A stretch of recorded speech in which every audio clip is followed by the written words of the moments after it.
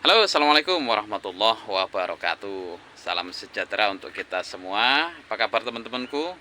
Mudah-mudahan kondisi sehat, baik orangnya maupun tandurannya. Kali ini kita sudah berada di lahan cabai kita, teman-temanku. Nah, ini ya persiapan tanam di akhir Mei 2025.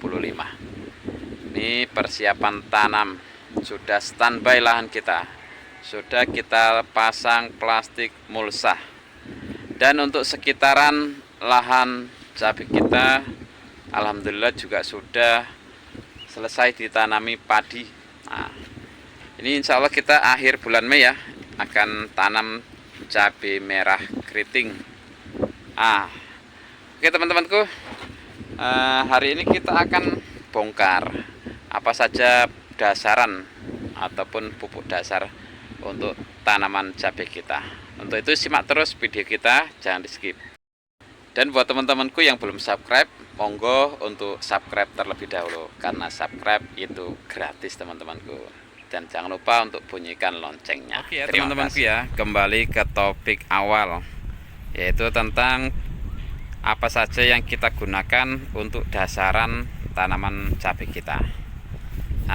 Oke teman-temanku, jadi sebelum kita bahas lebih lanjut informasi untuk lahan kita ini ya, ini dengan luasan 1200 meter.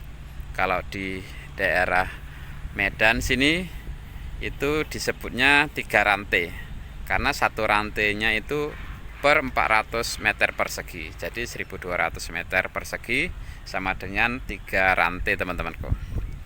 Oke ya, ini mungkin kalian nampak sudah ada sedikit kita lubang ya. Masing-masing bedengan kita kasih lubang di pinggir-pinggir ini teman-temanku. Ini adalah kita tanam bawang. Sudah kita tanam bawangnya 2 hari yang lalu. Nah, sebelum kita bahas pupuk dasar, apa sih sebenarnya pupuk dasar itu teman-temanku ya? Jadi pupuk dasar itu adalah pupuk yang kita berikan sebelum kita pindah tanam teman-temanku. Jadi itu bisa terdiri dari bahan organik maupun dari bahan kimia teman-temanku ya. Untuk kali ini di lahan kita ini kita padukan dua-duanya. Kita gunakan yang organik juga berupa kotoran hewan yang sudah kita fermentasi, dan juga kita berikan pupuk kimia. Jadi apa-apa saja yang kita berikan, nanti kita akan beberkan semuanya teman-temanku.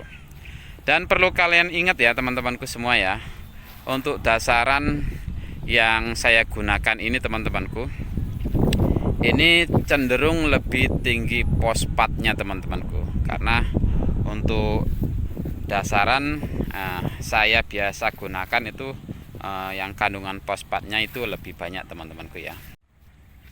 Serta satu hal lagi yang penting teman-temanku, jadi kalau teman-teman berikan dasaran atau pupuk dasar ya, itu sebaiknya kalau mau amannya teman-temanku, itu paling tidak 1 bulan sebelum pindah tanam teman-temanku. Dan seminim-minimnya itu, kalau menurut saya ya, pengalaman pribadi saya itu 3 minggu sebelum pindah tanam, kalau memang teman-teman mau aman. Karena banyak petani ya, ketika dikasih dasaran pupuk dasar itu, ketika pindah tanam itu tanamannya bisa terkena keracunan karena pupuk dasar. Itu akibat pemberian pupuk dasarnya terlalu cepat dengan jarak pindah tanam. Jadi kalau teman-teman mau amannya 1 bulan sebelum pindah tanam, itu yang amannya teman-temanku. Apakah dasarannya nanti tidak hilang atau menguap? Ini saya jawab tidak teman-temanku ya, karena yang saya berikan dasarannya ini itu cenderung yang kayak fosfat, dimana fosfat ini termasuk pupuk yang slow release, yang penyerapannya itu lama teman-temanku ya. Jadi seperti itu teman-temanku ya, kita harus kasih tempo waktu. Oke, yang pertama dasaran kita beri kotoran hewan. Jadi kotoran hewan atau kohe atau kompos itu yang kita gunakan di lahan atau di bedengan kita ini, yaitu tentunya kotoran hewan yang sudah kita fermentasi. Bebas teman-temanku mau pakai pupuk kandang apa, yang jelas mudah tersedia di daerah kalian. Kalau di tempat saya ini di lahan saya ini ya, ini kemarin kita gunakan pupuk kandangnya ada kohe kambing, kemudian ada kohe sapi, ada kohe bebek. Nah, jadi 3 jenis kohe, kemudian kita mix jadi satu, kemudian kita fermentasi, kita diamkan selama 1 bulan lebih. Baru setelah itu kita serak atau kita tebar di bedengan, baru kemudian kita kultivator teman-temanku. Itu langkah awalnya teman-temanku, dasaran yang pertama kita gunakan. Nah, setelah selesai proses kultivator ataupun setelah kita berikan pupuk dasar kohe tadi teman-temanku, kita biarkan selama setengah bulan atau kemarin kita biarkan selama 10 hari. Baru kemudian kita berikan pupuk dasar kimia. Nah, jadi pupuk kimianya kita letakkan di tengah-tengah bedengan teman-temanku. Kita kasih parit-parit kecil, kemudian kita letakkan dasaran pupuk kimianya. Apa saja? Yang pertama, kita kemarin berikan biofosfat. Dalam 3 rantai ini kita berikan biofosfatnya 1 sak atau 50 kilo. Kemudian kita gunakan pupuk Postgreen, nah, yang kandungan fosfat, kalsium dan magnesium. Kita gunakan 2 sak atau 50 kg juga. Jadi 50 tambah 50 100 kilo. Selanjutnya kita gunakan Ponska Plus. Kita gunakan 1 sak. Ini berarti sudah 125 kilo. Dan satu lagi yaitu Pigo Amino. Kita berikan setengah karung atau sekitar 12 kg. Jadi seperti itu teman-temanku, pupuk dasaran kimia yang kita taburkan di tengah-tengah bedengan ini teman-temanku. Setelah kita belah, kemudian kita berikan pupuk kimia yang 3 jenis tadi teman-temanku, lalu kita tutup kembali. Nah, setelah kita tutup, kemudian kita biarkan setelah 5 ataupun 1 minggu ya, setelah 5 hari atau 7 hari, baru setelah itu kita tutup mulsa teman-temanku. Nah, jarak antara pemberian pupuk kimia tadi teman-temanku dengan jarak tanam itu kita usahakan minim-minimnya 3 minggu ya teman-temanku ya. Kita kemarin kasih jarak sekitar 25-an hari teman-temanku ya. Jadi kita mau cari jarak aman saja teman-temanku. Dan yang terakhir teman-temanku ya, ini yang finishing sebelum kita tutup mulsa. Ini kita satu lagi kita semprot dengan asam humat teman-temanku ya. Dengan asam humat ditambah dengan trichoderma.